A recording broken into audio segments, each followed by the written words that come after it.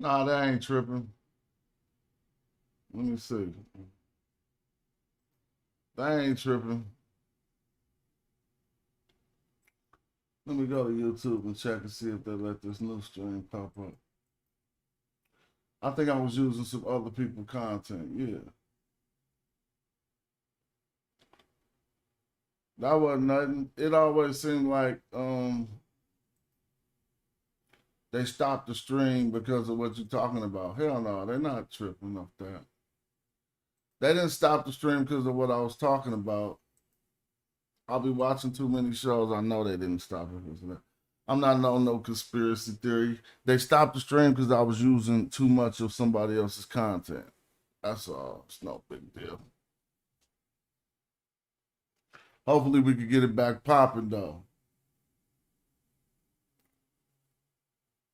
But you know, it be happening. Like it still seems like it's a coincidence.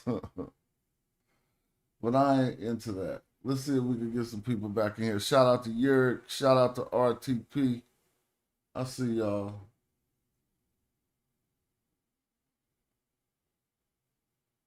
I can still go back and play that content, just not from where I was playing it from. Because it's just ridiculous.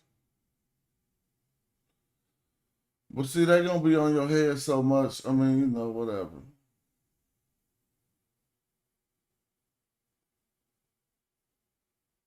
Here we go.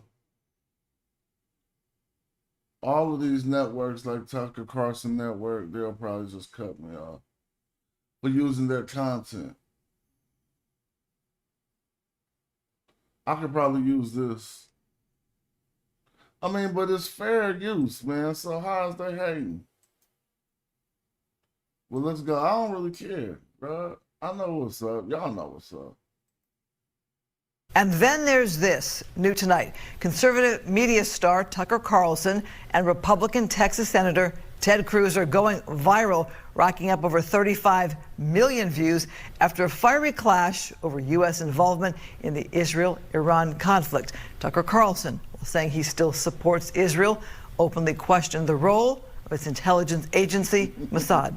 They spy domestically in the United States? Oh, they probably do, and we do as well. And friends and allies spy on each other. And What are you talking about? You see how fake this is?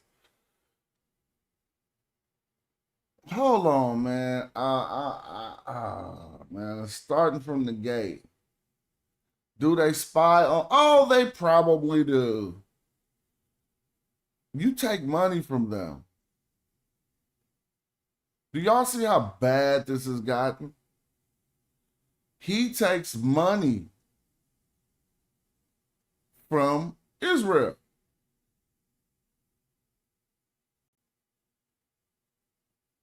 Don't be talking about this their lobby and all that fake shit. They find a way to get him the money. And are y'all really trying to tell me?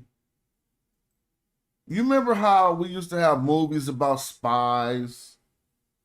How bad being a spy was? Treason. All of these things. Listen to this clown, congressman.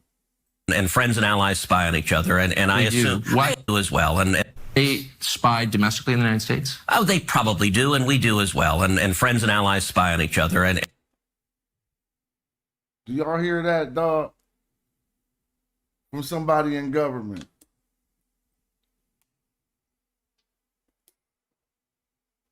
Seriously, dog.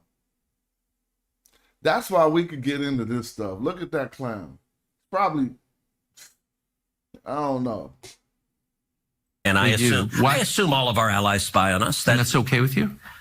For real. Like Tucker Carlson looking at him like, what is your problem? So you assume all of these foreign nations spy on us in order to cover for the fact that you know Israel been spying on us.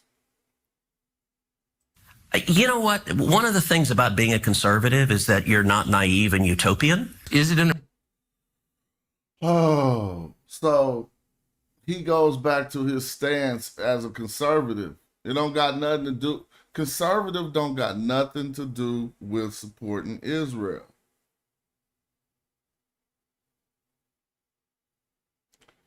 So he's going to go back to his stance as a conservative to say he's not naive and utopian. It's naive and utopian to not want spies in your country.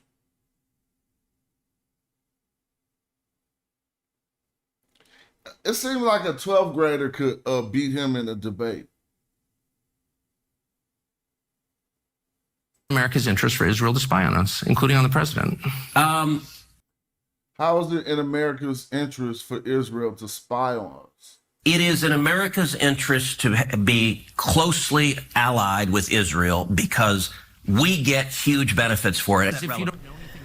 Let me ask y'all, before they continue, name one benefit you as an American has gotten for being allies with Israel. Like, have you seen those fly ass? Let me ask y'all a question. Have you seen them fly ass Chinese electric vehicles? If we were allies with China, like we're allies with Japan and we got access to Toyotas and stuff, if we were allies with China, we'd have access. I'm just giving you one thing. We'd have access to those fly ass electric vehicles where you don't even charge the car. You just pull up at the battery station, they pop your battery out, and you keep going. But we don't have access to that because we're not allies. So as an American, you tell me what you have access to because we're allies with Israel.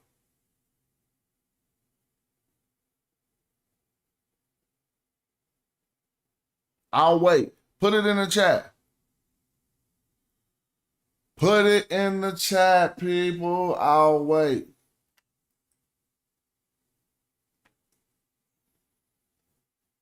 What? Name the one thing.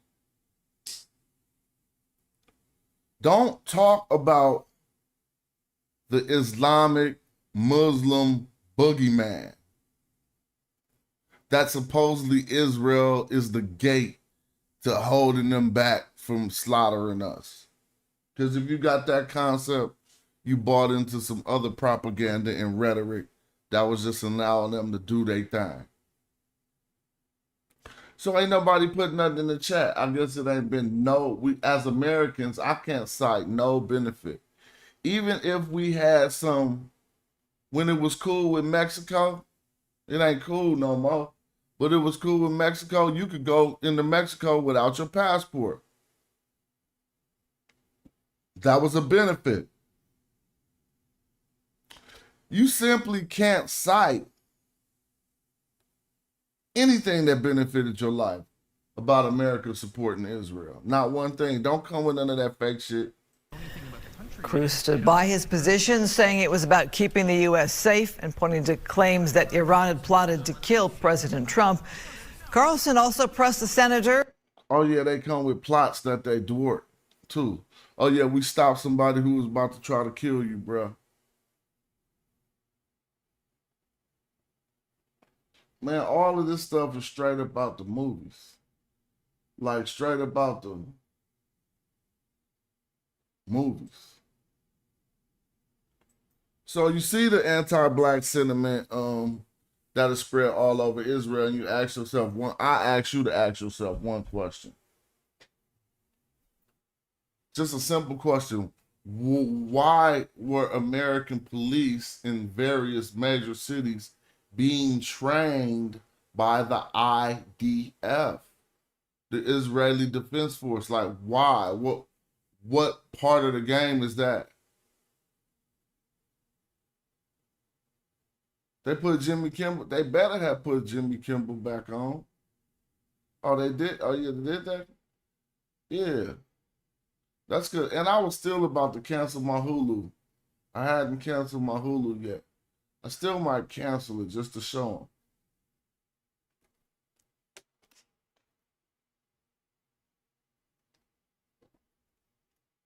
It's ridiculous. So we got to vote all these fools out. Like, just vote them out. Black people have to vote because the vote that we haven't been putting forward could make a difference. It will make a difference. A big difference, especially local elections and stuff. Get every fool who took some money from Israel up out of the U.S. government. It should be illegal. Now, if you are just a regular American, right? A census-taking American, and you want America to keep supporting Israel, tell me why.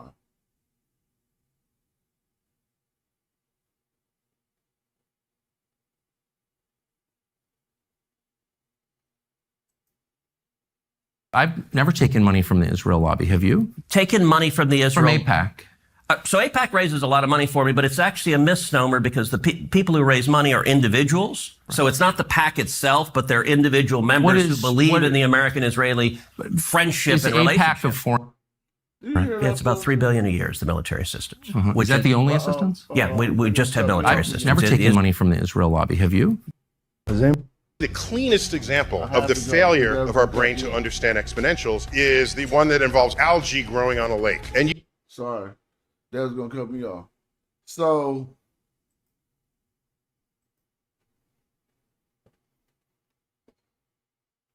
what would we do even with that what would the US government do? You know, if you was just giving $3 billion to Israel and you stop giving them that $3 billion, it's $3 billion on the table that could go to something else.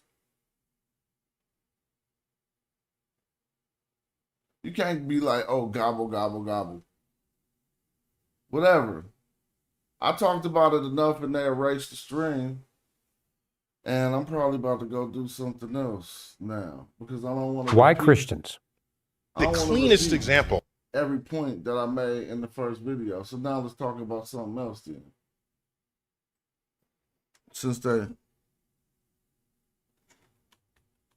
I just want to look at, what we're going to do is do Charlie Kirk, right?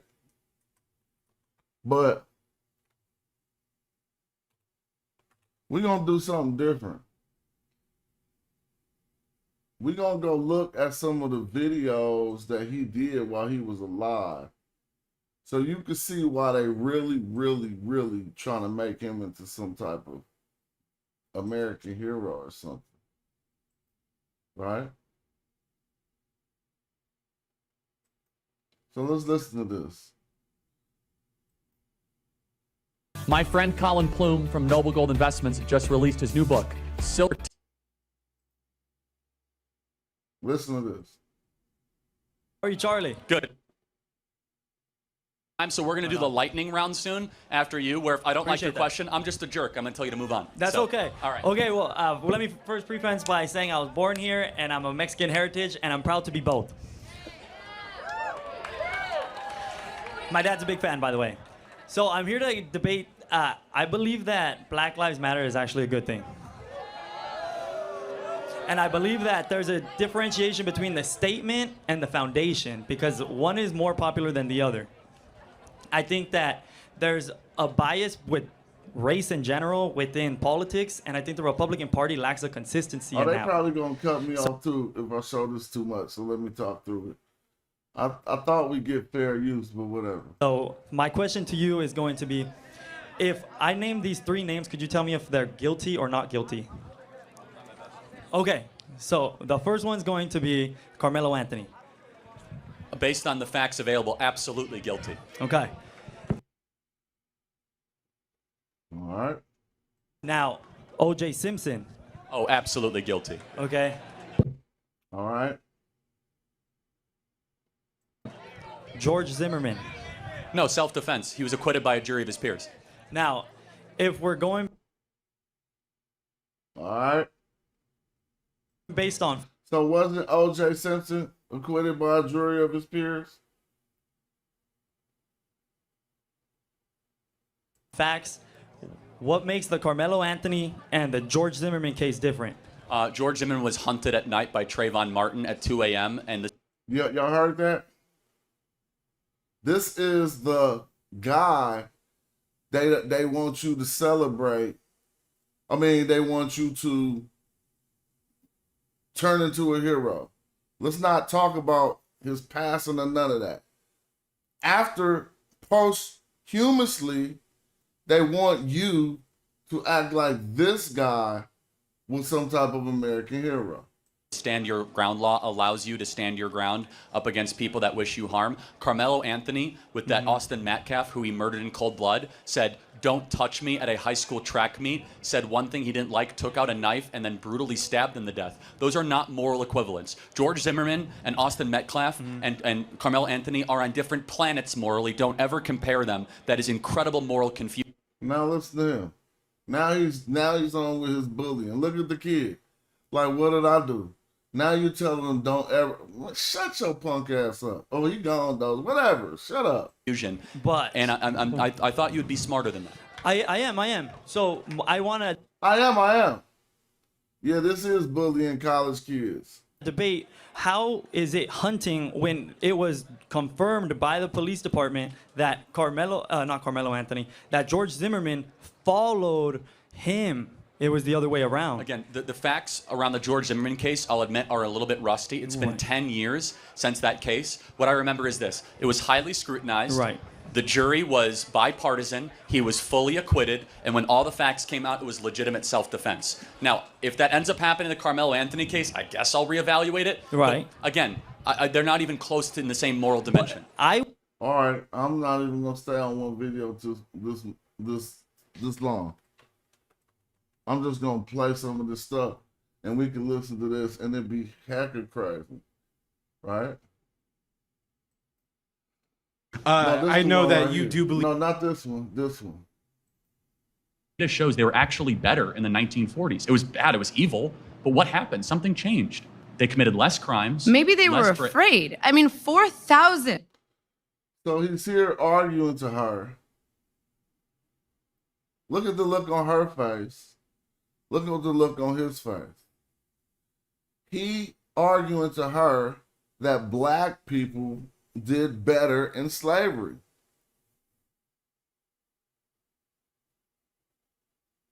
Than today.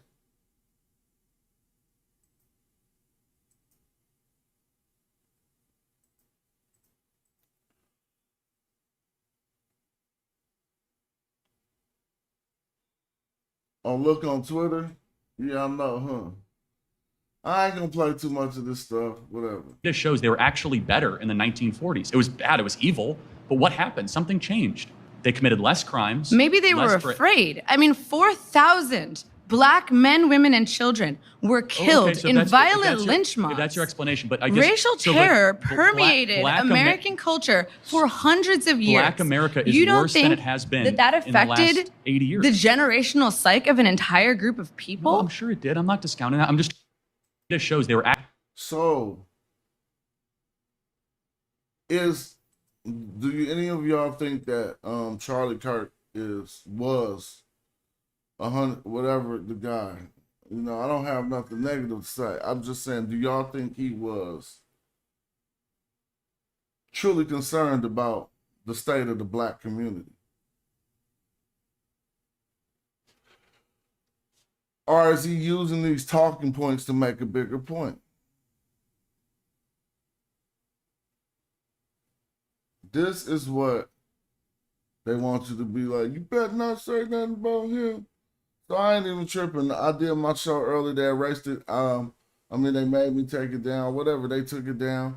I'm glad that y'all came back. I ain't intended to do a whole nother hour talking about that. They kind of zapped my motivation and took half the people away. But I just want y'all to know that this ain't one to sit around on. White supremacy is on their minds. Is that they pseudo concept of white supremacy, they trying to realize it, right? And this is just what's going on right now in America. I mean, you see people, when the guy got killed, they're protesting, talking about white man fight back, white man fight back. Seriously? So I guess even when they was like massacring black villages and massacring, African towns that was built in America, all of these towns that were built up, they justified it as if they were under attack too, huh? Yeah, because back then there wasn't no social media, no camera, so a woman would just come screaming and say she got assaulted by some black people, and they would go do their thing and burn down the whole town. Right? This is what they do. So I'm with voting. First of all, I just know as a rule for me, I'm not voting for nobody who take money from no foreign lobby, particularly supporting Israel. If I hear them words come out their mouth, I don't want nothing to do with them. I'd much rather they say Texas, California, Wyoming. What the hell we talk about Israel for in our government? If I hear that word, I don't want them to be voted for. And it should be the whole thing. Like, just the whole is, see, this is the thing. You're not even going to hear too many politicians go against that because they all taking money from it. And then what they do is they find the new people who run it and they snatch them up and take them on a quote unquote free trip to Israel. How is it free when we just gave them $3 billion for defense? Nothing, this is the stupidest stuff ever. Whenever you give somebody some money, they can't give you nothing for free. They can't. It's impossible. Dude, if I give you $1,000 right now, here go $1,000. I'm not buying nothing from you. I'm just giving you $1,000. Here go $1,000. And you turn around and say, I'm going to give you this free dinner. That was $1,000 dinner.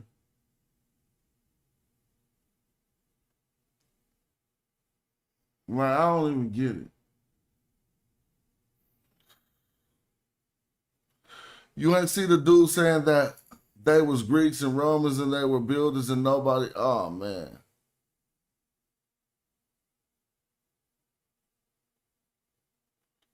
Yeah, no, this is so everything that's going on around you is part of the game. Nothing is happening in your social media space that is not a part of this white supremacy move towards actualization. Like they trying to make that be some shit.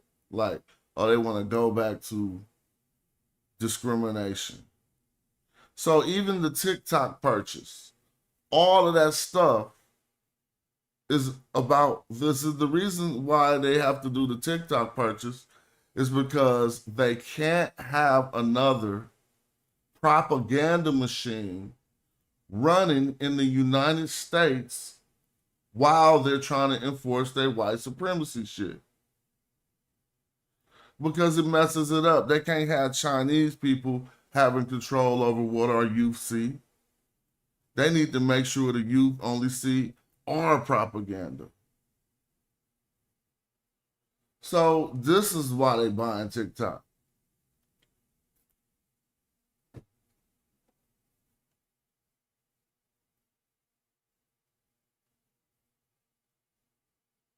Let's do some Candace Owens. She's so spooked. Man, she out here spooked. See, don't be getting out here like you big mouth and shit, and then when the shit get greasy, you get booed. Damn, she live right now. But I can't watch that. She be having 1 million people when she live. I just want to show her being spooked. She hard. Messages, Bill. I I'll don't have release to agree mine. with what she said about George Floyd. She said the stupidest shit ever. Like, come on, dumb lady. But that don't mean I don't respect her. Like, you know, I'm just not going to disrespect her.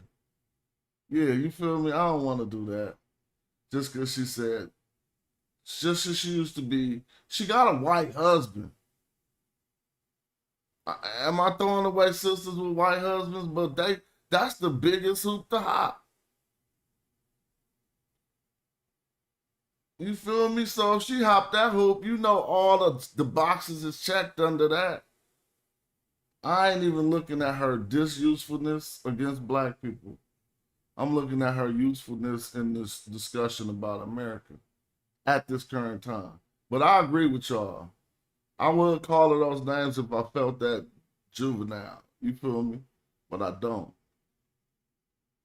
Let's all just be very forthcoming about what took place. In fact, I'm calling upon Tucker Carlson to speak about that. I know what Charlie said to him, and I'm sure Tucker Carlson won't lie about it.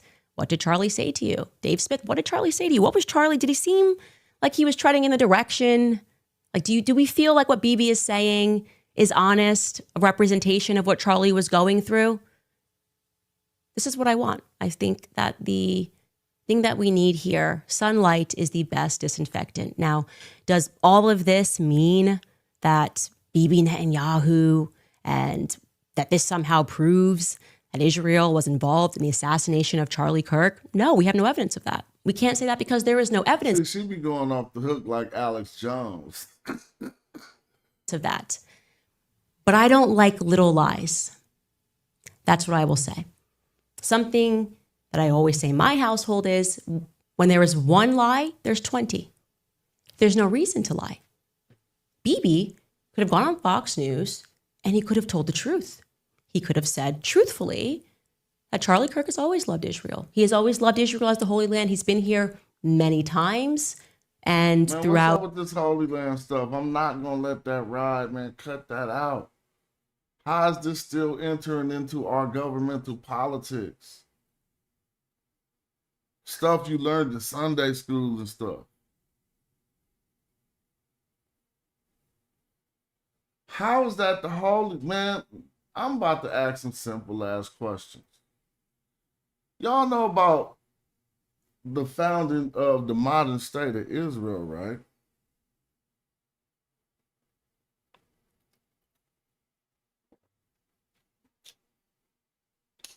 Well, before they settled on Palestine as the place to take, they was asking the British for all kinds of places. Let's just walk through this slowly.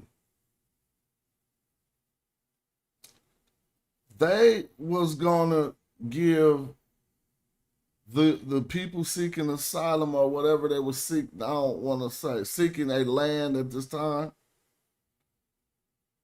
Uganda. That is a different land than Israel. That is a different land than Palestine that they took and called Israel. So if you was asking for different locations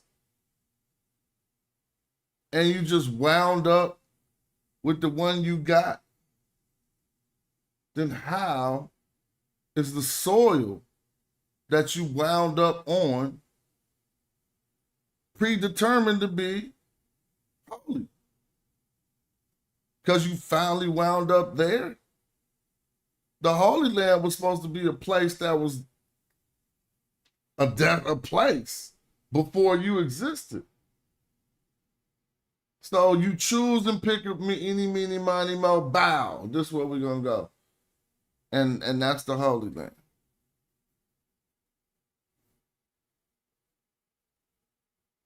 How does that make sense?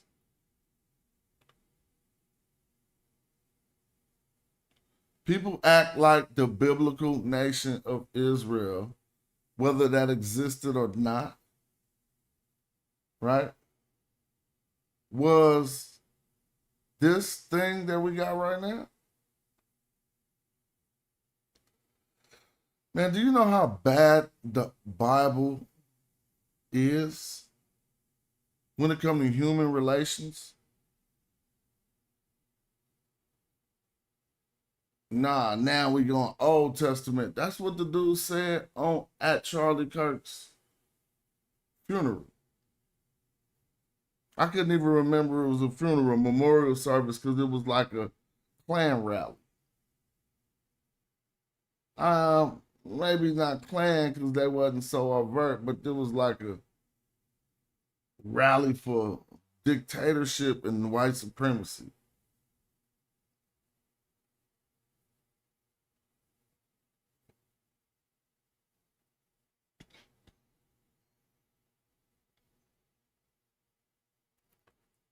Dude, let's look at the Bible. It don't even say, all you gotta do is actually look at the Bible. It don't even say what they be lying, bro. Let me see. I don't know why, I can't see.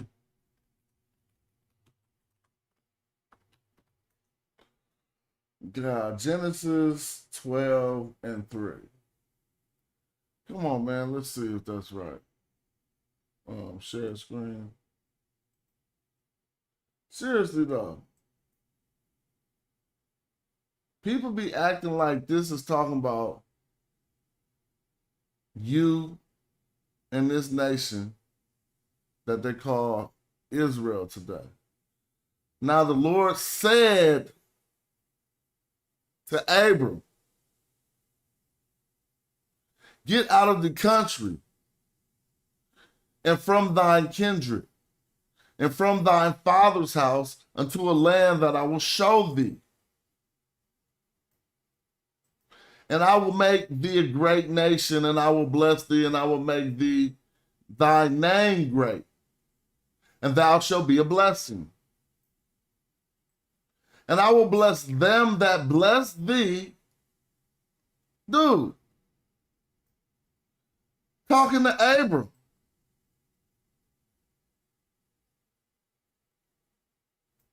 And I will bless them that bless thee, and curse him that curse thee. Now, let me talk about this. This is the verse people try to say. Now, let me Google it to see if they got another one. Verse, does God bless? I'm just going to say it that way. Israel. I'm saying it their way. Genesis 12:3. Right? Okay. That's where we at. So I just asked, when did God bless Israel? And it don't say nothing about Israel here.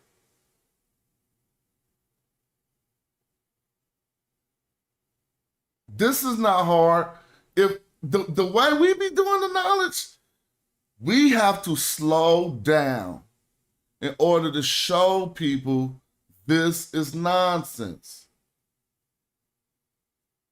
Even if you thought you stood on if your support for Israel was on any religious biblical grounds, that has been falsified right now. And there's nothing anyone watching this video, whoever watches this video, could do about it. You'd have to go edit the Bible.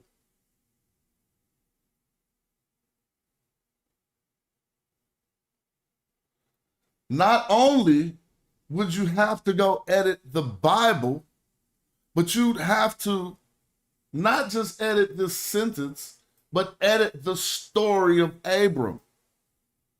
Because this is when God first came to him and told him to leave his father's house. So ain't no kids involved yet. The kids who would eventually become Israel and Ishmael. So how is God talking about something? And how you know he wasn't talking about Ishmael?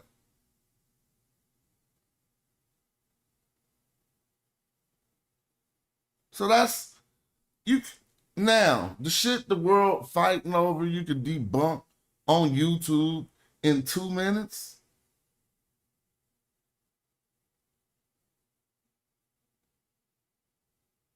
Now you, biblical scholar, white supremacist, anybody watching this who think I'm wrong, correct me.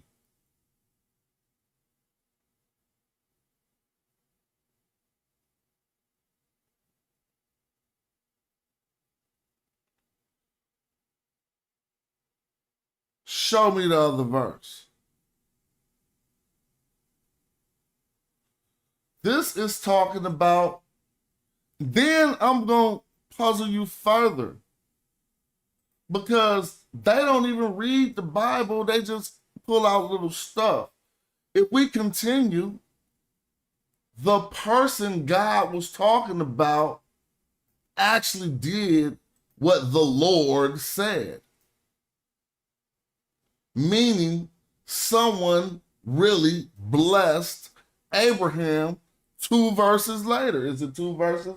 I haven't been in my Bible lately. It should be,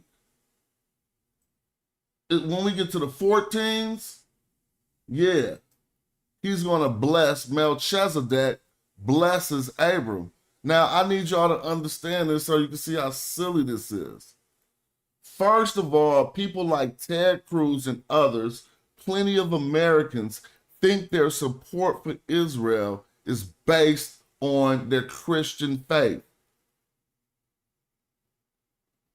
It's based on a manipulation of their faith by people from another sect of the Abrahamic religion. Abrahamic tradition.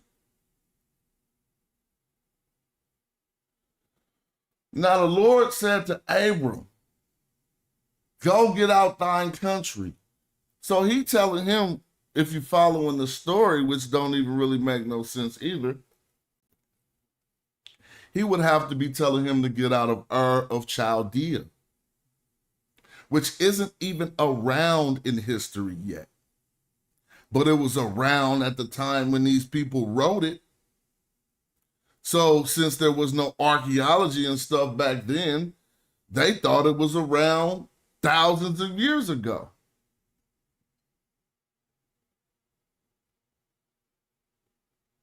So if he's supposed to get out of thy country, that's where he's getting out of, and get away from his kindred. So a God told him to get out of his country and away from his brothers, his kindred. Why wouldn't this God just help those people too?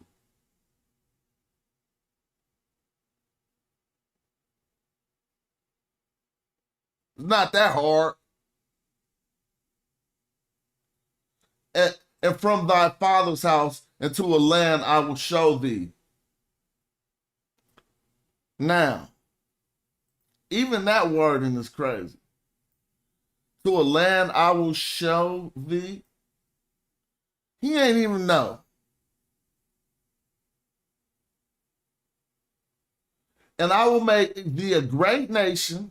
Now, that's what they say. Abraham, I will make thee a great nation. Abraham had many sons. Had many sons, had Father Abraham. And I am one of them, and so are you. Now, let's just, what did it say? Now, let's just, Father Abraham had many sons. Many sons had Father Abraham, and I am one of them, and so are you. So, Who is this great nation that you trying to say he talking about Israel right there?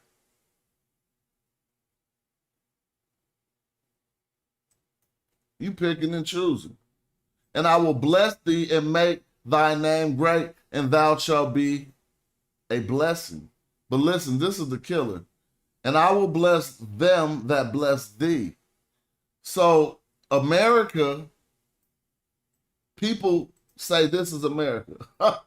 I will bless them. If you believe this got something to do with your support with Israel, you think God was talking about America right here. I will bless them that bless thee. And you think thee is Israel, even though he's talking to Abram. I can't make this up. Like some of the delusion that people have. I mean, I wasn't even paying attention in school. And I can see right, like, what is the problem? Y'all was paying attention and your religiosity is giving you some type of mental side where you can't even compute little ass stories.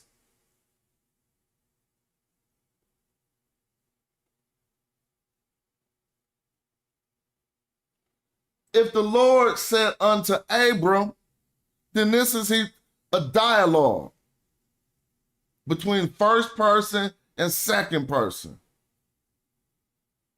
When do this Israel come in?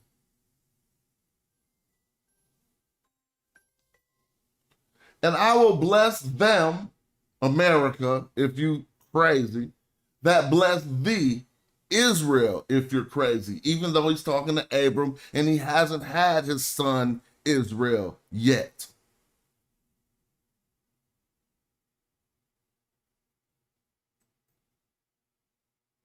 He ain't even got his H yet. Now, I'm going to continue to read to prove that this was already fulfilled. So Abraham departed into the Lord, and as the Lord had spoken to him. And Lot went with him. And Abram was 75 years old when he departed out of Haran. Which is weird because later the Lord say he don't come to Abram until he was 99.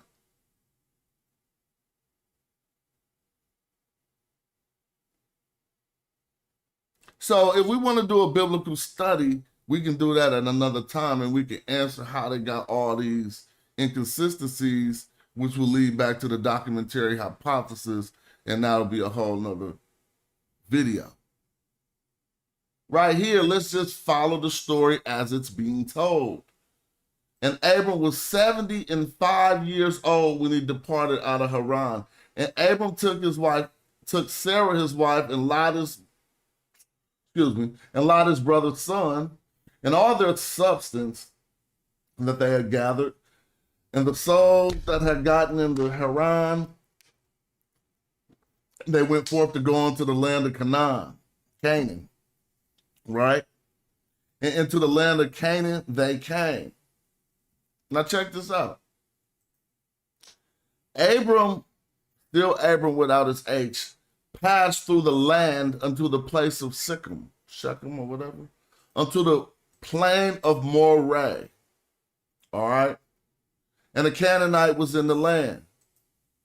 Now, I said I need to get down to 14. I'm not going to read the Bible all the way to 14, but I just want y'all to peep something. And Abram journeyed, and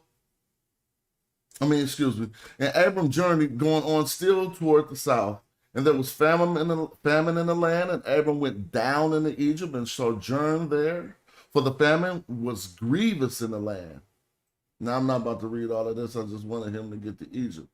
I want to go to 14 and see if what I'm saying is incorrect. Right?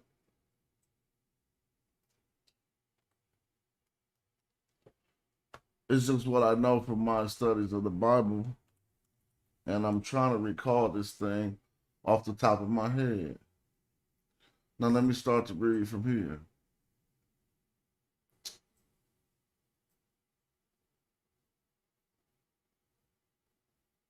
There it is, yep. Well, maybe I'm wrong. I mean, all right, let me see. I need to click on one version. Excuse me. KJV. Read the full chapter. Now, I'm on 14. Now, let me get down to what I want y'all to see.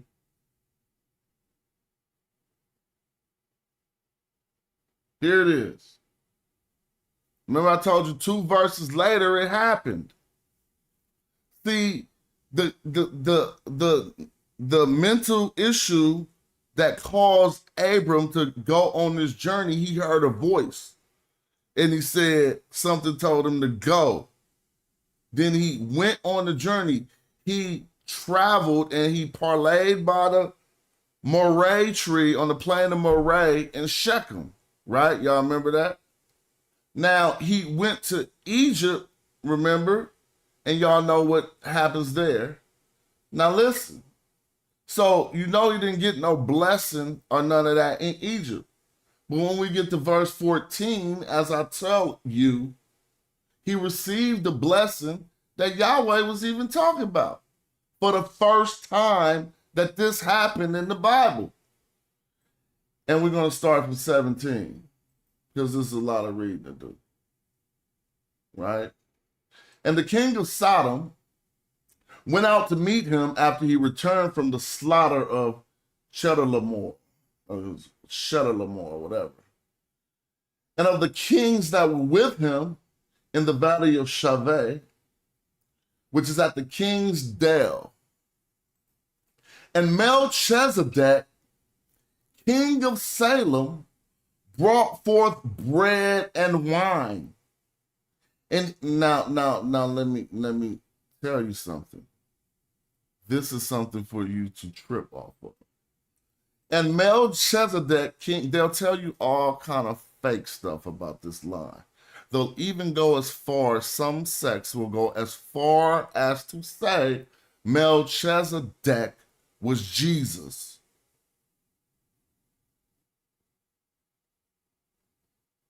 Like, it shouldn't be nothing you gotta figure out like that. Nah, that's not right. Melchizedek was Melchizedek, the king of Salem.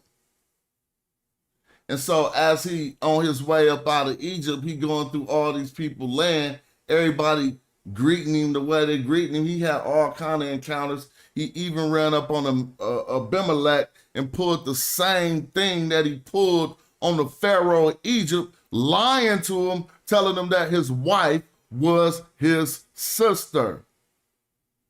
But we find out when he encounters Abimelech that indeed his wife was his sister. He was just his half-sister. Different mamas, same father. I hope I said that correctly. It's only 50-50, either different mothers, same father, or different father, same mother. But this was admitted in the Bible. So he continues on. None of them blessed him. They all said, get up out of here. But when he encounters Melchizedek, let's see what happens. And Melchizedek, king of Salem, brought forth bread and wine, and he was the priest of the Most High God. Now, I'm about to make you remember that they said that. And I'll encourage you to go look into the Hebrew at how one translates Most High God. And that'll reveal almost everything. And Melchizedek, king of Salem, brought forth bread and wine, and he was the priest of the Most High God. Now listen to this. And he blessed him. Stop. 2 verses before, when he started this same journey, the voice in his head said, I'm going to bless those who bless you, Abram. And I'm going to curse those who curse you, Abram. Now, his first encounter, if we recall this correctly, I'm going off memory, as he went into the land of Canaan, but he didn't have no beef that time because it's not him who started the beef, it's Joshua. So when he in the land of Canaan, he just passed through and keep going to Egypt. His first visit is by the Pharaoh's men and them. And they didn't do anything wrong. Abraham did everything wrong. Abraham denied the truth of his marital status with his wife, right? And said, lie, baby. Imagine having such a punk. I mean, I can't even put myself, because I'm a man, I can't be a woman in my thoughts. But if I was forced to tap into my feminine side, and imagine having a man who would say, hey, baby, it's gonna get kind of rowdy down here, so say you're my sister. Imagine being in any scenario with your wife and having to say, okay, it's gonna get kind of crazy, say you my sister.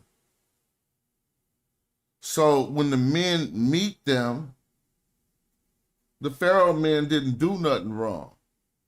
They took her into the Pharaoh in the middle of a famine situation. She gonna eat like the palace, eat everything. Pharaoh never touched her nothing, didn't even think about it. Matter of fact, it was God trying to make him, it was, well, you talk hearkening, doing all this stuff. Come to find out, the whole palace gets sick. So you got to go back to God. This is one story. He's cursing those who supposedly cursed thee at this moment when the Pharaoh now is getting sick, really, because Sarah's in the house. And I think it got something to do with a hygienic story too, but they don't allude to that in the Bible. They simply saying the king men got sick, and they wonder what's going on with these dreams or whatever, right? And they find out whatever happened. They find out Sarah was actually the wife and not the sister. And the Pharaoh was like, what? That's your husband? Oh, get up out of here. Why was you even up in here? You told me you was his sister. So that was one of the curses. The second curse he encountered, if I have to go back, is going to be in 13. Abimelech. Let me see if it's in 13. The Amaleks, or no, it's Abimelech. It's going to be in 13. See? So let's go back to 13 just to prove it. He going to say, no, this really is my sister. Look, and Abram went up out of Egypt and his wife and all that he had and Lot to the south into... Now this is weird. And Abram went up out of Egypt, he and his wife and all that he had, and Lot with him into the south. That would mean they were going further into Africa, but I'm not about to do that right now. That's another study. And Abram was rich in cattle, silver, and gold. And it said, and he went on his journey from the south even to Bethel. So how you come out of Egypt, go into the south, and then you pop up in Bethel after you come up out the south? But we know where Beth El is, the house of El. Let's slow down. This is not the house of Yahweh. And this is why you got to know how to read these stories. It's better to read it in the Hebrew, but we all ain't able. But we got the tools, so we should try. Look, and he went on his journey from the south even to Bethel. That's more significant than they make it think, because this is Abram who's being told by, if you go translate the Lord, it's Yahweh who telling them to do all of this stuff. Now, this story is so anachronistic, it don't even make no sense. But if you go back and look at the translation, it's not Elohim. We can go back and look. It's going to be Lord, and Lord, that Lord is going to translate to Yahweh. But anyway, here we go.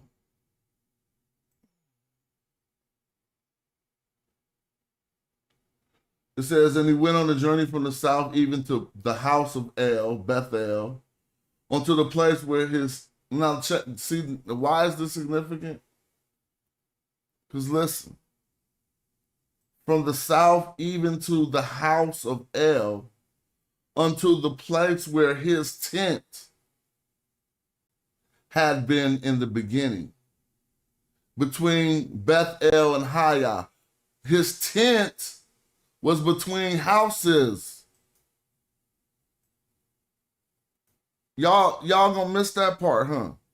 And not understand that this whole Bible is about the establishing of a younger nature, a younger God, a younger deity in El's family, I'll say. Pantheon, whatever you want to call it. But what's the difference between, I'm not even talking about statically in your life right now. You know the answer. What's the difference between a house and a tent? A house is permanent and stationary. A tent is portable and movable.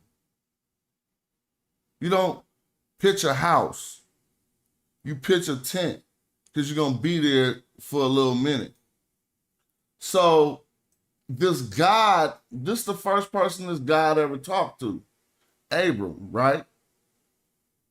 He told him to go and do this whole mission, but then he got to a place south of Bethel, the house of El.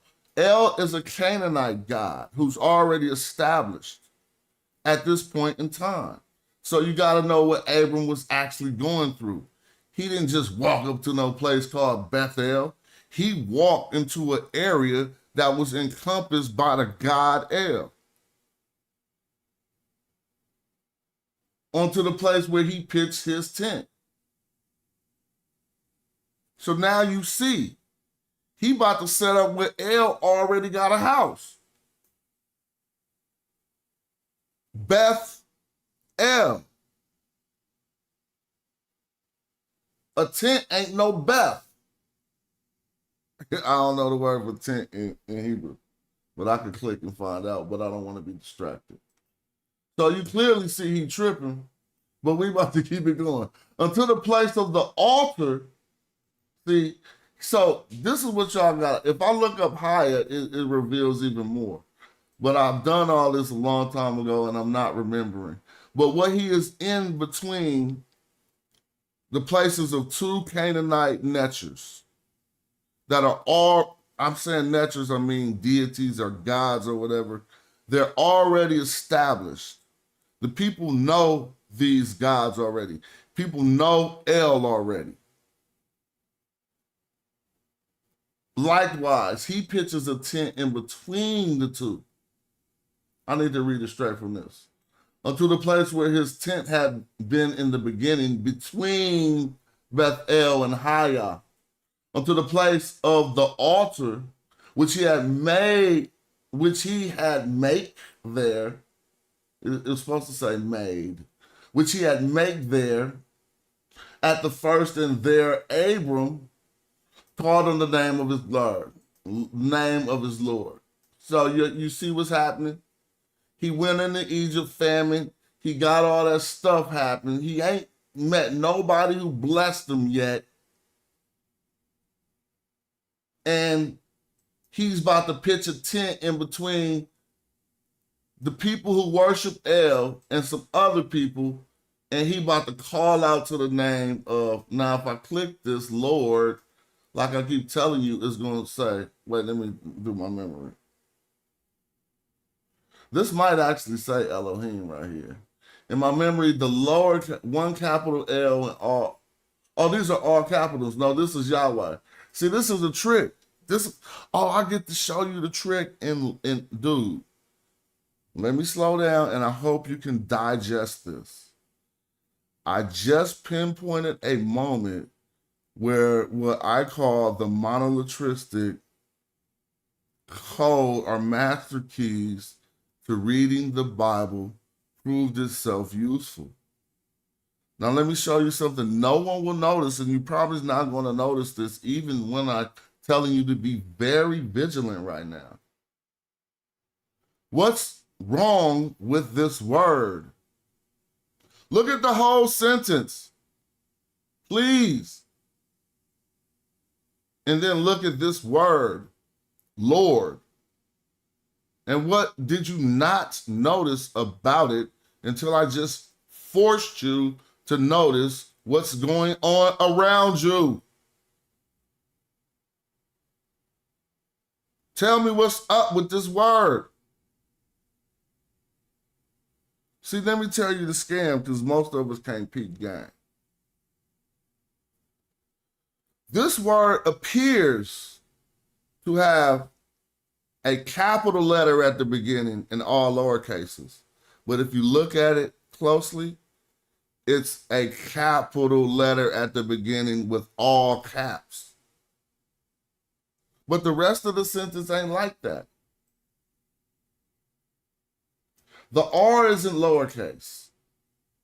But trust me when I tell you, this word, Lord, or this translation, when the L is big and the O-R-D is capital, but they're smaller, it means something different. Let me find the other Lord on the same page.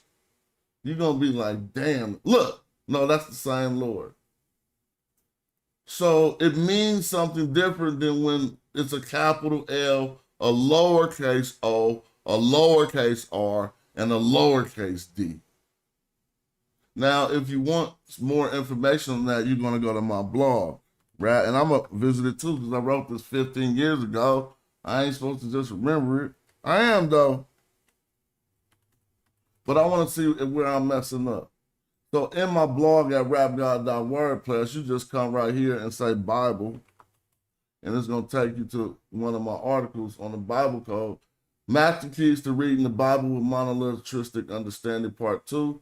I think what I'm putting out is in Part 1, and I cited my sources to show the differences. Now look, when you read the King James versions and see Lord with one capital letter and the rest are lowercase, it means the Hebrew term Adonai. Now Adonai is like saying Lord. You know, it translates back to our word, Lord.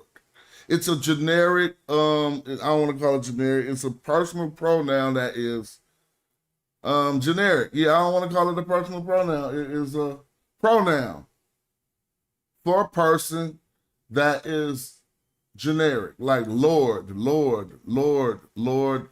It could be hella lords because it's just the word Lord.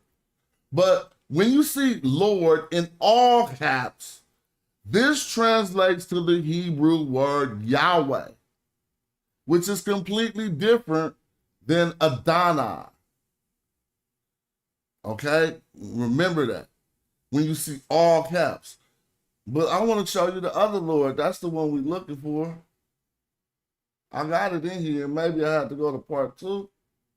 I'm looking for Lord. There we go. I'm looking for Lord with one cap. Oh, look. Nope, I ain't. Give me a moment. They do it with God too. But maybe I have to go to Part 2 of the document. Or maybe not. Well, what I'm trying to, and I could do it just so simple by going into the text. But what we're trying to see is what Lord with a capital, with one capital, and the rest are capitalized, but they're smaller. This is when the rest are lowercase. I know I had it in this, I guess I had it in here. But see here, this is God with all caps, but the second two appear smaller. But that's not Lord, but just note that those words mean different things. So since I pinpointed God with the all caps, with the second two smaller, it translates to Lord Yahweh. But when you see God, all three capital letters, it's L. Now, if we don't know this, then we'll start not understanding the story. Because he tells you clearly here, Beth El. So now we can understand what's going on. This God told him to get up out of there. He got up out of there. He went to Egypt. He got cursed once, so they say. Then he went to the land of the man named Abimelech, and he got cursed again. And he had all these journeys through chapter 13, and it's gonna go down, right? He going through Sodom, Gomorrah, all this stuff. Abraham dwelled in the land of Canaan, dwelled in the city's plain. He pitched his tent towards Sodom. All this stuff. He removed his tent, came and dwelled in the plain of Moreh. You got to remember, this is where he was at on his way there. The plain of Moreh by Shechem. But now it's in Hebron because the plain is probably a long plain. He's not by Shechem, he's by Hebron now. And he built an altar there unto the Lord. So that's the end of that. I'm sorry I had to go through all of this just to let you see that they wasn't talking about no damn Israel in the Bible. But no one will do this as extensive unless you're in some paid class, so let's enjoy it. It says, and it came to pass in the days of Amraphel, the king of Shinar, Arioch, the king of Elasar, and Chedorlaomer, the king of Elam, and Tidal, king of nations. I'm not about to read all this Bible and this biblical talk. I'm just going to take you to where you need to get to. He's still getting ran up on. He ain't no boss yet. Nobody blesses him, really. Until we get to Melchizedek. They keep having to run up out of there. The king of Salem met him after his return from the slaughter of Sheladimor and of the kings that were with him in the valley of Shaveh, which is the king's dale. And Melchizedek, king of Salem, brought forth bread and wine, and he was the priest of the Most High God. Now let's stop. No one can answer this. If this Bible was talking about the same God here that Abram is worshiping, then explain this. How? Before Yahweh has not made a covenant with Abram yet. Yahweh only told, if you want to say the covenant was I'll make thee a great nation, I'm with that. You can take that for that. I'm not saying that though. Later when he tell him the other stuff is what the Bible called a covenant. But we're going to look. So Abraham have not preached. He don't have no followers. He don't have a church. He's just simply on a sojourn looking for a land. So how is Melchizedek, the king of Salem, a priest of the Most High God? How is he a priest? See, in order to be a priest, you have to have this whole clergy set up. You feel me? You have to, just to simplify it, Abraham at least have to have told the people about Yahweh. But this dude is already a priest. How could that be? Well, it's been established first right here in 19, and he blessed him. This was Abraham getting his blessing from the verse 12:3, where they was talking about whoever bless you, I'm gonna bless them too. Blessed be Abram of the Most High God, not of Yahweh, not of Lord God, not of Lord, but of the Most High lowercase. Why would Most High be lowercase? God, one capital, two lowercases. Guess what this translates to? El Elyon.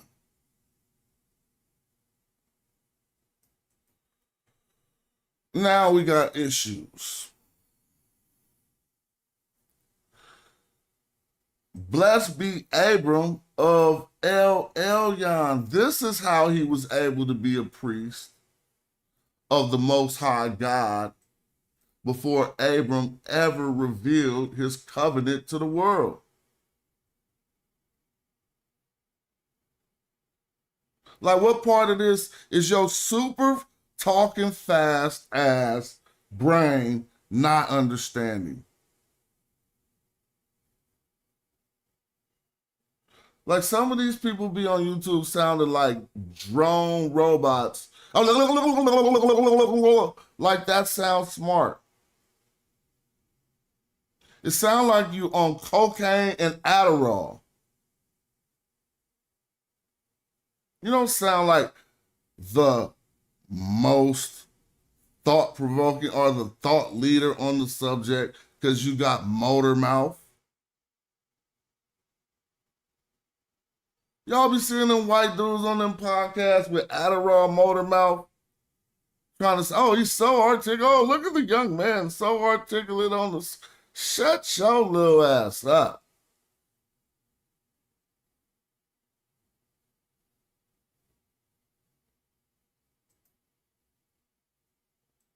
And blessed be the Most High God.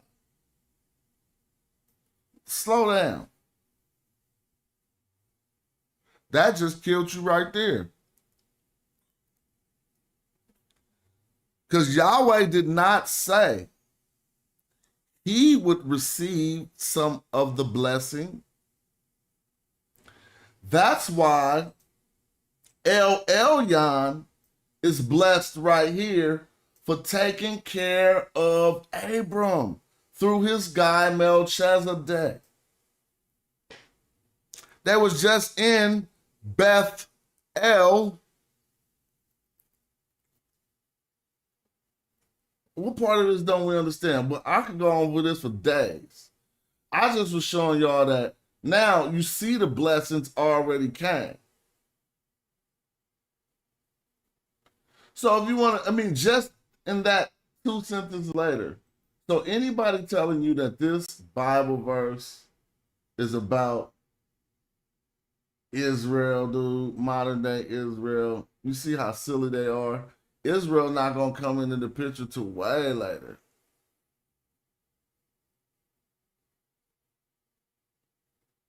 It don't even make no sense. And this is at the root of Christian white supremacy views. And the biggest Frankenstein right now is the Israeli. The biggest white supremacy Frankenstein right now is the Israeli. Because they, white supremacy in their mental side is God-given.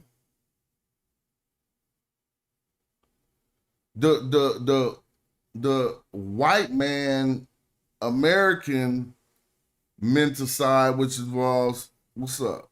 I'm just on the live stream real quick. The standard American white supremacy is on some savagery, making up for inadequacies and shit, and just mental, just something they gotta reconcile. That's why I actually question whether the 2 to 20% Neanderthal DNA that's in everyone who's a non-African, I will question whether that does something to answer some of these questions. We know it affects mental states as it helps non-Africans. Neanderthal DNA, yes, monkey. Neanderthal DNA help, right? Right? Like, I thought black people would be getting called monkeys and shit. But it ain't nothing close. Neanderthal ain't even a monkey. But when you have these conversations, I always told you, remember I said it earlier, it'd be the exact opposite. Well, science says the 2 to 20% Neanderthal DNA does have mental effects, but we just don't see it in the actual consciousness as we talked about. As a matter of fact, it's a study that shows that non-Africans handle schizophrenia better than Africans. Not worse. The Neanderthal DNA benefits non-Africans when handling this mental state of dysfunction or whatever called schizophrenia. So just right there, we already got it in the brain, we got it in the mind, we got you. You can't say the shit don't got to do with nothing in the brain if it helps with dealing with schizophrenia. Meaning that Neanderthal DNA makes non-Africans less, I don't want to say successful, but it's less egregious, or the effects of their schizophrenia is not as bad because of Neanderthal DNA. So the DNA ain't in the toes, it ain't in the motherfucking knees. It probably is, but we know it's in the mind because it deals with schizophrenia. Which one of y'all want me to act like that ain't true? So me pondering whether that is a con of having Neanderthal DNA. What is the pro of it? I mean, see, excuse me, I said that backwards. That is a pro of having Neanderthal DNA. It helps. When someone's brain is defective, it helps them not to be as schizophrenic. So then what would, if it has a pro, it might have a con. I'm not about to let nobody think that this normal train of thinking is natural to think.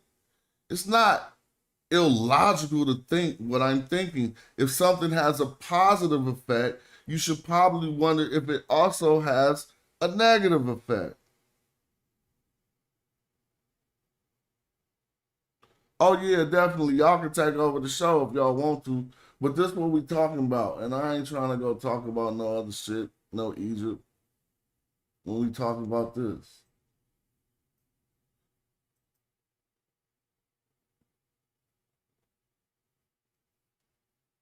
House of the God El. So yeah, we see right there that they wasn't talking about now. So whatever preacher told you that you supposed to, he lied to you. And he probably getting money from APAC too. Black preachers probably getting money from these lobbies too.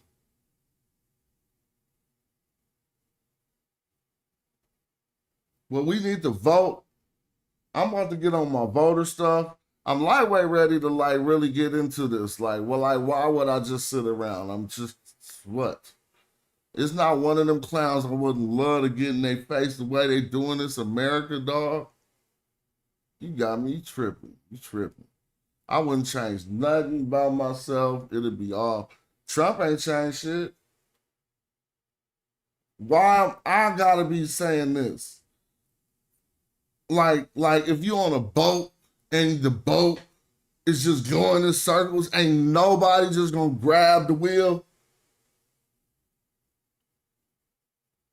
It make me hella mad.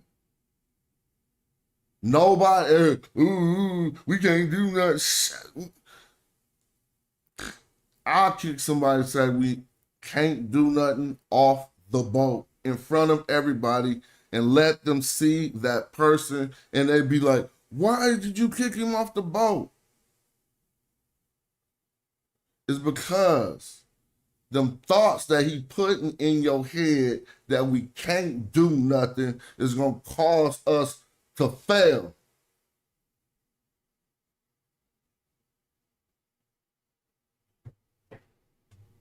Shit, man, I be getting started, bro.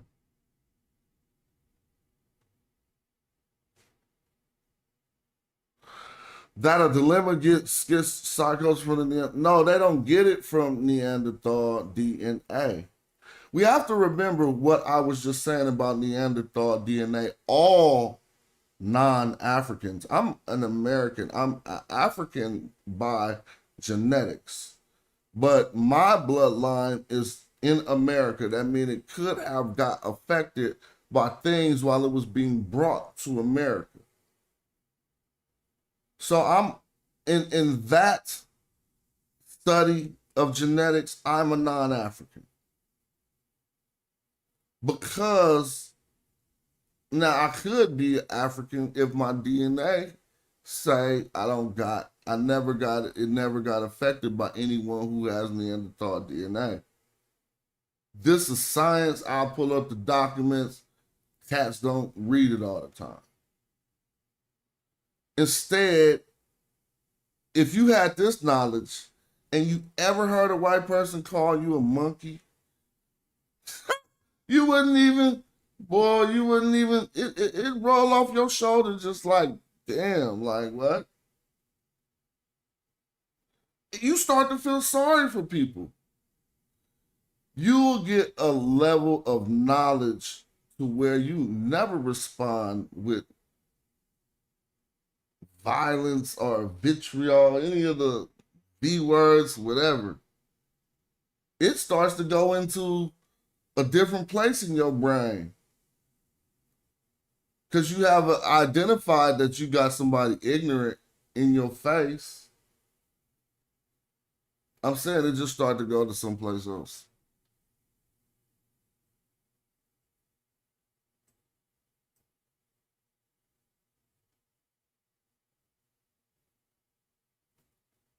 So, I mean, you know, it is what it is. Now, if you continue through this Bible, I want you to see this. I mean, I'm getting about the Bible. I made my point with that. Somebody asked me to open up the chat. I know that'll make this video take hella long. James, if James talking about hosting, I'll open it up. Let me know. But we staying on the topic though, and we not doing, people be coming on my show saying racist shit. If I'm trying to address these issues and I want to be able to talk about this shit, if you ain't got no shit to say, don't say nothing. Don't just come on acting like you about to power on my boat and then jump on my show with hella racist bullshit. Say your shit effectively in the way that it works. You know, this is some word I ain't even said about this whole time. I ain't even talked about no race. I've talked about nationality. You can say Americans and you ain't even saying black people. You could say Canadians and you talking about people who live in Canada. Right? You could say Israeli, you talking about people who live in a nation called Israel. You're not talking about faith, race, none of that stuff. Now, when you say the cracker ass cracker, that's when you're talking about race. And that's what you shouldn't do. For real. When you get on there and be like, you come up here and be like, you know what I mean? You know, I'm joking and I'm having fun, and I hope you can enjoy some humor in the middle of all these serious subjects. Some people try to act like humor is inappropriate in the middle of serious subjects, but fuck nah. Motherfucker get on the internet, it be nigga. I make sure there's as much crackers on the internet as niggas. Equal opportunity slurrer, bro. Can't let it be all niggas on the internet. Y'all don't even keep shit equal. So we can all be desensitized to the slanders, right? But man, I ain't never wished I was white. But if I was white, I wish a nigga would call me a cracker. That shit would be so ineffective. You be faking mad. either you are either a white person really tricked by the system, or you be faking mad. And like you can't, how you get? I'm trying to tell you, even if you was mad, don't be mad no more, because how do a black person saying a racial slur to you affect you? Just tell me how. Tell me how.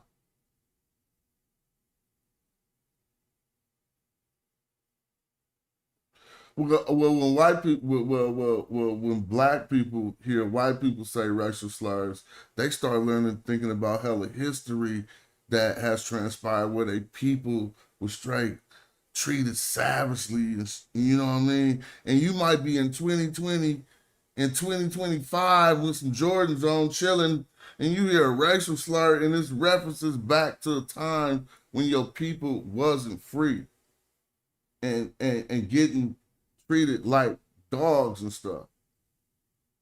So what do it trigger when white people hear cracker? Cracker was actually a dominant position. The whipper cracker, the one who cracked the whip in slavery.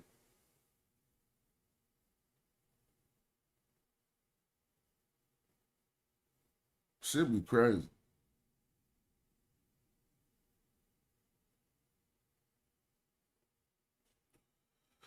I ain't about to be wasting my time though. If my page ain't got no heat on it, if they ain't shutting down videos, then you ain't talking about shit anyway. Motherfuckers on here arguing and fighting, dumbass niggas fighting back and forth.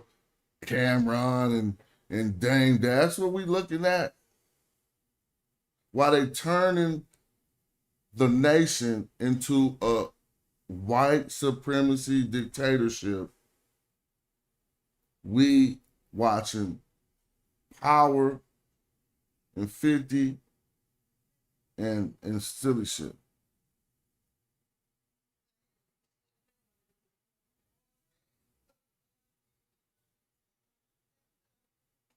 You don't even have to know that you are a distraction. Do you think the chess pieces don't even know they in the game? The chess pieces just pieces of wood, bro. I'm just keeping it a buck. What's that on me, man? The chess pieces is just pieces of wood, bro. I'm saying, like, you could be being used for something that's against your own detriment. This is what I want to say. Let me close it.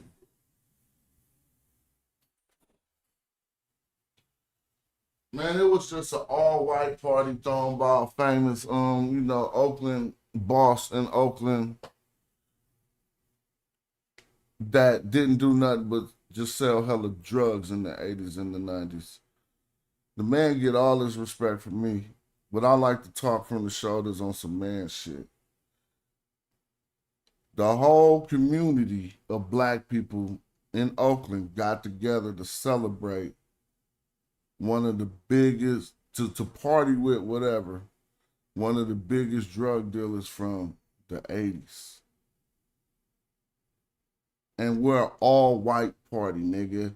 With all that fucking white that your aunties was snorting and your dope fiend ass uncle when you was young and you didn't know what the fuck was going on with your family, your own family, and you celebrate that shit.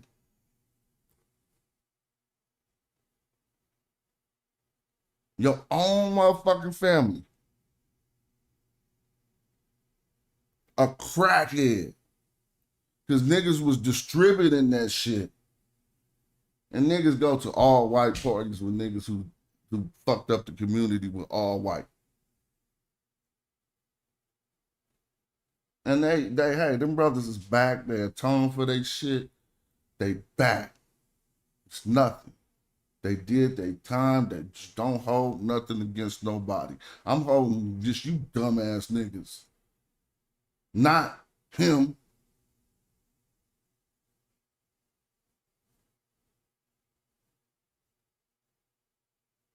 I don't give a fuck. That's why I don't fuck with niggas. You don't see me run that shit. It's gonna come from this. How many of y'all made business moves at the all-white thing? Why the fuck is all white? All that shit I don't fuck with. And niggas who aspire to that shit, who from my cloth, oh, you lose respect from a nigga like me. Like, you ain't from my cloth. Because you still aspire to shit we aspire to as little bum boys in the street. Somebody pull up in a car, and now you want to be like that. But you ain't grew up.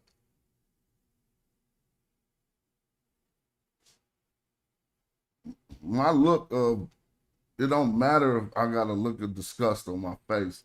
I'm not your daddy. I'm not your boss. My opinion don't mean nothing, but I know you feel what the fuck I'm talking about.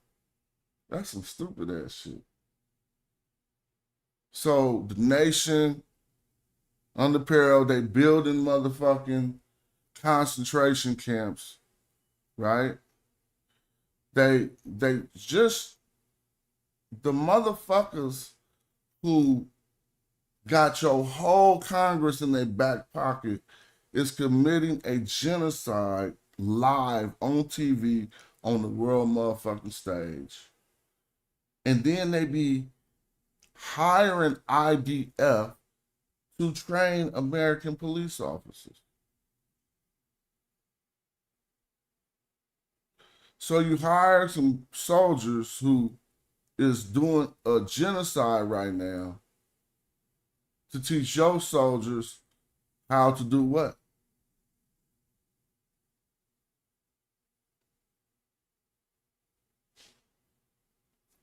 Now, just like when, like, you see, look, I could tuck my shit under. I feel like doing all that. Fuck all that. Just like when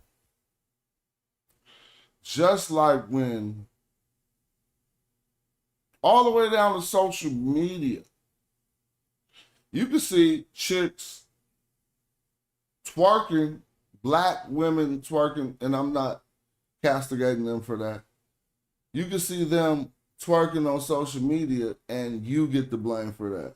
You get the national image blame for the majority of negative images you see on the propaganda machines that they got in everybody's hand to make them think certain things about people.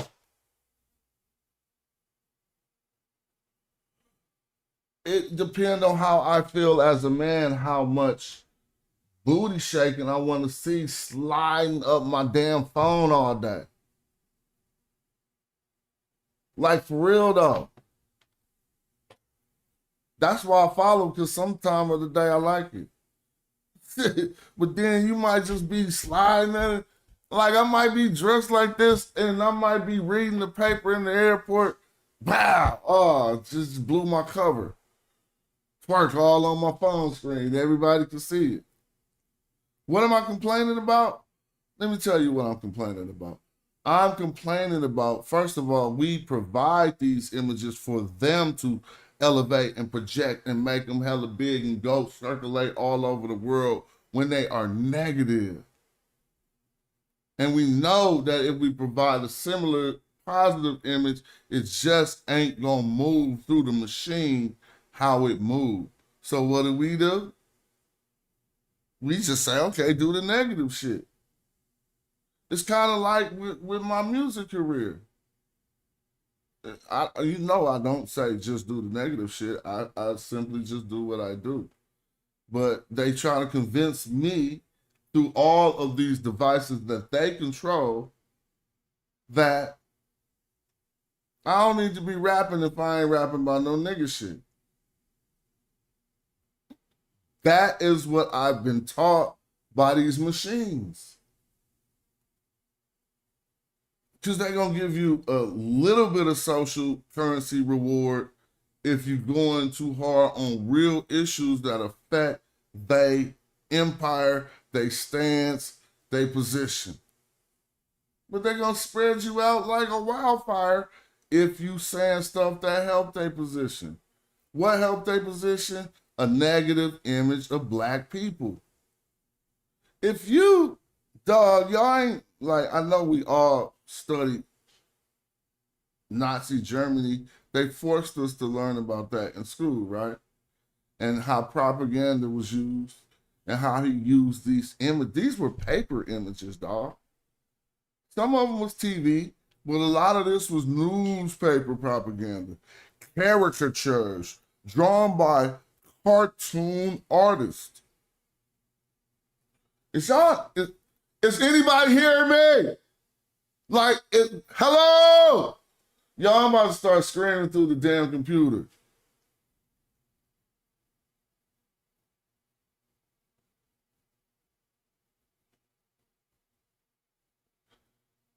If they could kill millions of Jews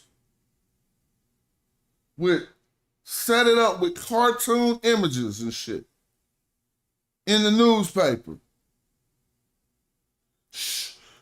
what you think they can set people up for with all this internet shit, AI, social media, your phone, everything? You fall asleep, you laying in the bed watching racisms, you wake up watching racisms. Please. Thank you, Sister Monica. Monica. I had to say hello, man, because I'll be like, I know I'm not the... Why ain't no rappers talking about this shit?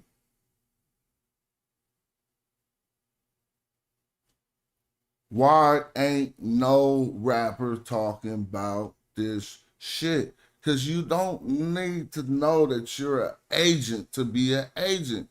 This ain't the old days where they gonna come up and hire your ass. They gonna make sure you can just pick. He's useful for our cause.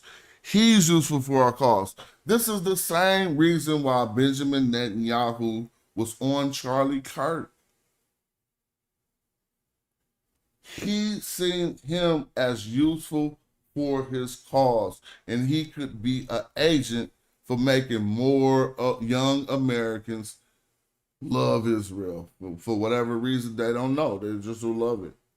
It's like the monkey in the room when y'all seen the meme or whatever about 4 monkeys in the room and with a ladder and a banana on the top of the ladder. And every time a monkey try to touch the ladder to climb up to get a banana, they turn on the sprinklers. Then the monkeys don't like being wet, so they start to beat whichever monkey get on the ladder. The other 3 start to beat him. Well, the scientists took the beat monkey out, replaced it with a new monkey. Monkey get on the ladder, they start beating the new monkey. The new monkey like, oh, what the hell? They start to take out one of the violent monkeys and put in another monkey that don't even know what's going on. He see the other monkey get beat. He just start, oh, okay, that's what it is. At the end of this, all of the monkeys is in the room. If anybody all new monkeys in the room. If any monkey touched the ladder, all the monkeys start, this is a real scientific study, all the monkeys start beating the other monkeys. And they was not even in the room when the first monkey got on the ladder to cause the disturbance. They was not even in the room. They probably don't even know it's bananas on top. They just start beating monkeys when they grabbed the ladder because as soon as they got in the room, that's what was popping. I didn't make that up. I'll show you it. I can show you an example of that, which is crazy, crazy. And that's kind of like us too. But I'm going to let this stream go because then I'm going to have to go on for hella hours. I think that was my time for today. I appreciate y'all for watching. I'll be back more, and this is what we talking about. And because It's ways to fight before you have to fight. Like, you know what I'm saying? It's ways to engage this shit and cut it off before they really come into your house, like trying to treat you like an immigrant. All of them say they want to do it. Every single Republican talking face says the Democratic Party is terrorists. They're saying this silly stuff now. And they talking about lock up the Democrats. They're talking about lock up the other political party. That's a straight fascist move 101. Now, if Republican right wing is white supremacy, the furthest right wing Republican ideology to the furthest to the right being white supremacy, then what do they see as the furthest to the left, which would be democratic to them? They see black people. They can't help it. It's something I told you it might be the Neanderthal DNA. I think it's the Neanderthal DNA. Keep it on the fight between natural man, you know, Homo sapien, and the Neanderthal. It's still wired into them to keep this fight up. This is probably one of the best explanations for the savagery that we can't understand why. I trust me.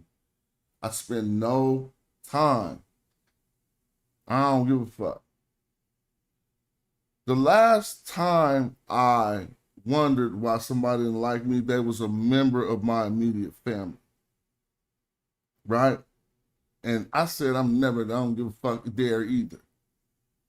I'm never going to be worried about why racists don't like black people. But if you want me to give you anything about it scientifically, there's no other answer. It has to go back to that struggle between Neanderthal and Homo sapien, where Homo sapien prevailed, but there's still a little fight in there. Now, you can call that pseudo all the fuck you want. I don't give a damn. But I said it out my mouth, on my show, on my channel, because it's one of my views.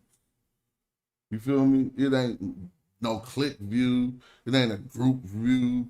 It's just some shit I be thinking. I got a logical mind, and nothing inside of an algorithmic logical mind can explain why white people feel the way they feel about black people. Nothing. There's nothing Einstein couldn't tell you. Right? So, like I said, I don't give a fuck. It be what it be. I lived with that shit my whole life. You know what I'm saying? Damn this shit, please. I swear to God, man. Well, I mean, if I get the opportunity to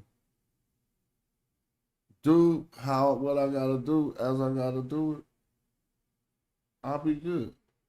Like, you know, ain't no, how about you? If you get the opportunity to do what you got to do, like you got to do it, you're gonna be good, right? Shit.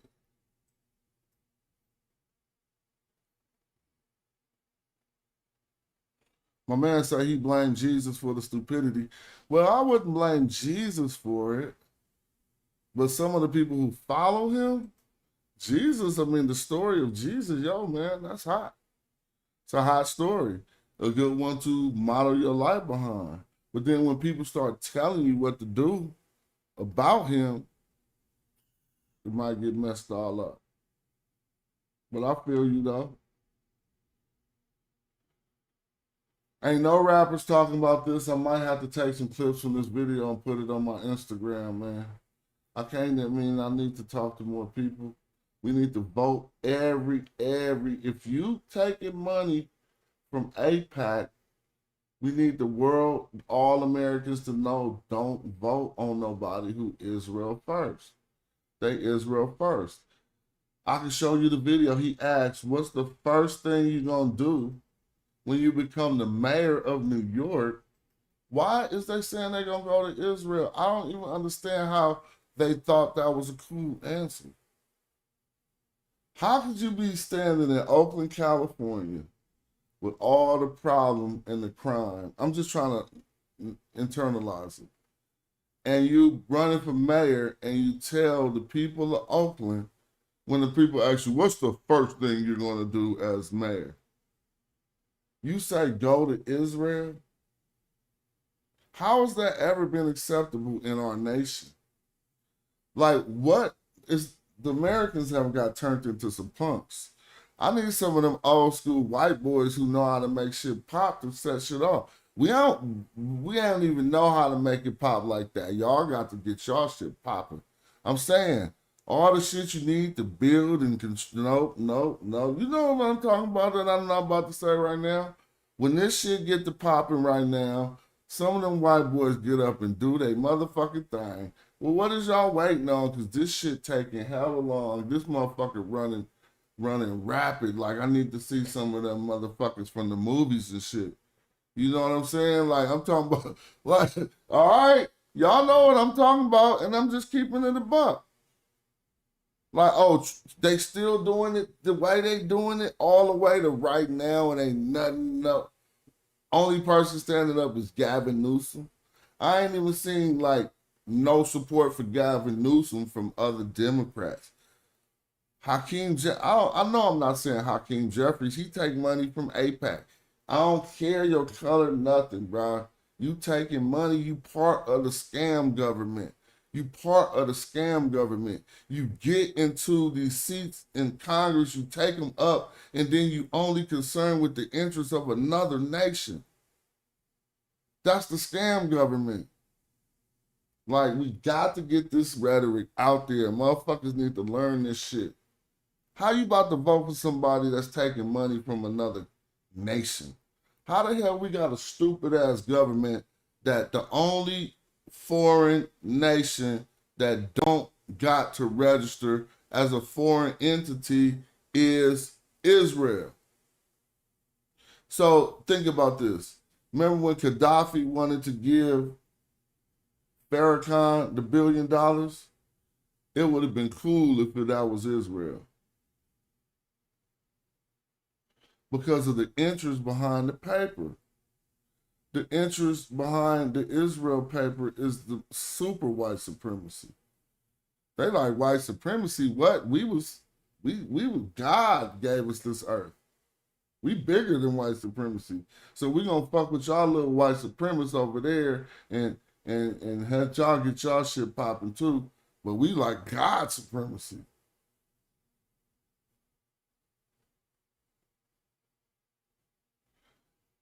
Y'all heard enough from me, man. Go get it from some other sources. I'm gonna pull up some YouTube clips to end this show with. Oh, Hakeem Jeffries is Leonard Jeffries' nephew? That's a disgrace. I don't know nothing about him. I told you. Look, politics ain't no shit you gotta be. Nigga, everybody can vote in this motherfucker. Some of y'all just go in there and scribble, scrabble. Y'all pick one person, don't know none of the other people, and you look partisan. That one say Democrat. That one, I've done it before. So I'm not even trying to, I've done it most of the times I voted. I've never, ever, ever, as the average American, been informed enough about who the candidates were to make a real decision in the voting booth. You haven't either. Unless you like one of them political people, some of y'all have. Like Brother Domo, shout out to Brother Domo. I ain't talking about brothers like him. Or people like yourself. I'm talking about the average American like me, who as soon as you, well, I'm not that average because the analogy I was about to give wasn't my life situation. But I had this happen before. When I used to be working so hard, getting off work, and I was trying to figure out who to vote for, and I never could read that little book. Dude, I just didn't have the time because I had a family to maintain, right? Come on, now, y'all know y'all go through this shit too. And nobody reading that book. You read it one day when you're driving, to the shit. You know, like 3 people you're gonna vote for, and the other 30, you just put scrabble. Now, is that the American voting process? Yes or no? Yes. I don't even know about Hakeem Jeffries. I thought he was the one who was just filibustering, and I thought I had some respect for him. I'm not, my respect ain't, I mean, it's worth what it's worth. It's only worth your respect, right? It's not worth anything more than that. I'm not here to say anything negative about Hakeem Jeffries. I'm saying I'm never, I don't even know if I can vote for him. I'm never voting for nobody who take no money from Israel, period. That's just the only shit I vote on now. Not black, not white. I'm not doing none of that shit. I'm America first, fuck it. If that's, y'all will say, oh man, if that's what you want. Oh, no, let me take that back. I'm Africa first still. Then I'm America first. Because y'all doing it with Israel, right? See? All you motherfuckers get mad. I say I'm Africa first, but yeah, America. Dude, this is exactly what they doing with Israel. I'm not happy. If you study the ancient Egyptian language, there's a term that you will learn. It's called sharma. And I'm going to end the show with this. There are not any ancient Egyptian accounts. There's one fake pseudo Merneptah. It might be real, but still, it's the time period don't even matter. We had about 1100 BC, where we have the first account of a nation of Israel in any primary text. Ancient Egyptian stela called the Merneptah stela. Some call it a forgery. Some cite the fact that the person who found it, Sir Flinders Petrie, was just hard pressed for fitting biblical stories into historical context. But a lot of the things that we think we know and that people tell us about, oh, this is the ancient kingdom God gave us, man, they made that up, bro. A lot of that was just made up. Facts. And then, no one will ever come on here and try to prove it. Who gonna prove the Bible? I know what portions of the Bible become historical, right? And the stuff that we talking about was in Genesis, bruh. They trying to say Americans got to love Israel off something that was supposed to be wrote in Genesis. How do you even reconcile that as a living person? Like if you were like a video, I'm starting to think this shit ain't real. It cannot be real humans on the other side of this computer. I know y'all real because I see y'all writing and typing, but this something fake about this whole shit I'm going through. This whole reality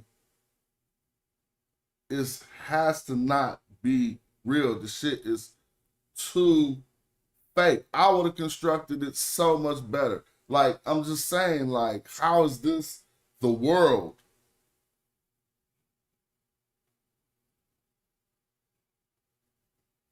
So when I wasn't paying attention to this shit, the hottest scam in America was becoming a politician. You trying to look for shit to do in the streets and shit. You trying to find a juk. You were supposed to become a motherfucking politician and just take money from Israel. It's nothing more hotter than that on the black market illegal shit level.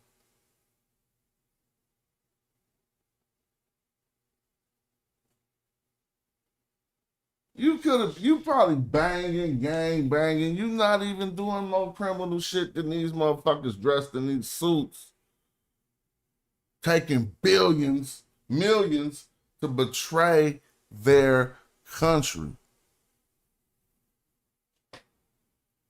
Well, all you saying is to betray that country. I asked a question earlier. Name one thing that you can name in your life. I could look into this house. I could look. I got so much stuff. My whole life is being enriched because of my personal relationship with China right now. I'm telling y'all straightforward, being transparent. My economic relationship, me, not America's, Jonathan's, is bringing fruit into my life. Because I manufacture things and they will do it for cheaper for me at a place that I could actually make some money on earth and have some shit for your kids and shit. Tell me one motherfucking thing you get from Israel. It don't gotta be my life. You tell me your life in America. Just be like, you're so wrong. In the chat, I get this from Israel. Please, that no matter what time you see this video, I want to know. I'm not against you. Like, if you get some shit for it, you would open my perspective up to why we do it. I'd be like, oh, there's some motherfuckers out here who get from that. You feel me?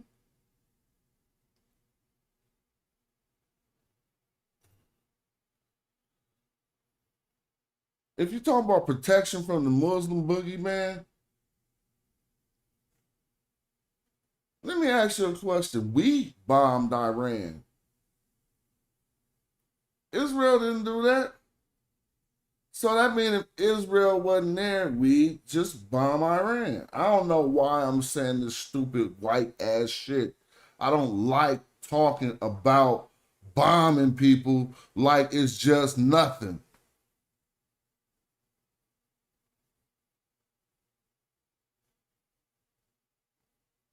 I don't do that. So I'm sensitive to saying stuff like, we just know we wouldn't. Them motherfuckers would, and we'd be responsible for it. If there was no Israel and Iran was a nuclear threat, what would we do? Would we just, ooh, ain't no Israel now. We can't drop a bomb. Oh no.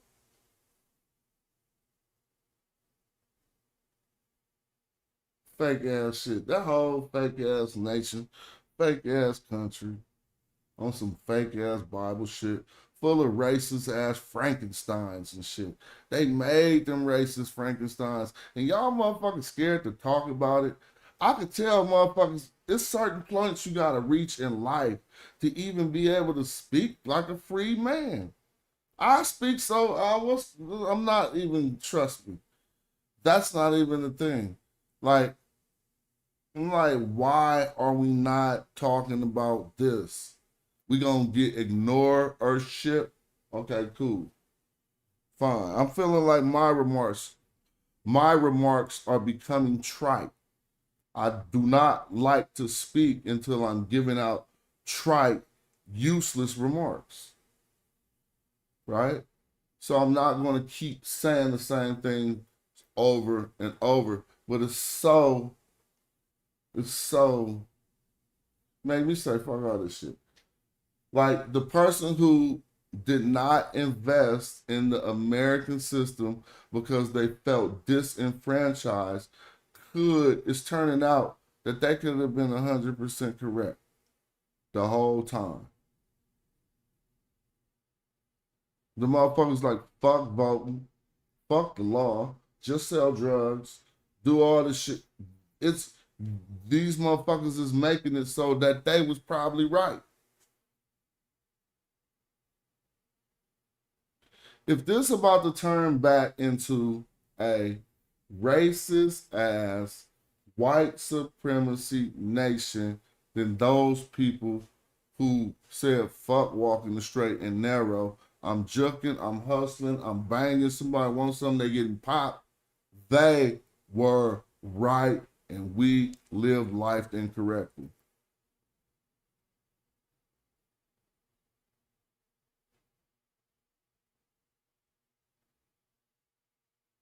I can't get around it.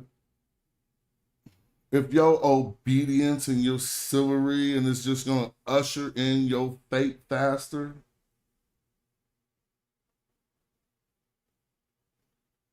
this is crazy. All right, that was a good 2 hours. Thank y'all for watching. I appreciate it. Smash Rock Weatherton, I'm out. But don't vote for nobody. I repeat, don't vote for nobody that what? That take money from any Israel lobby, period.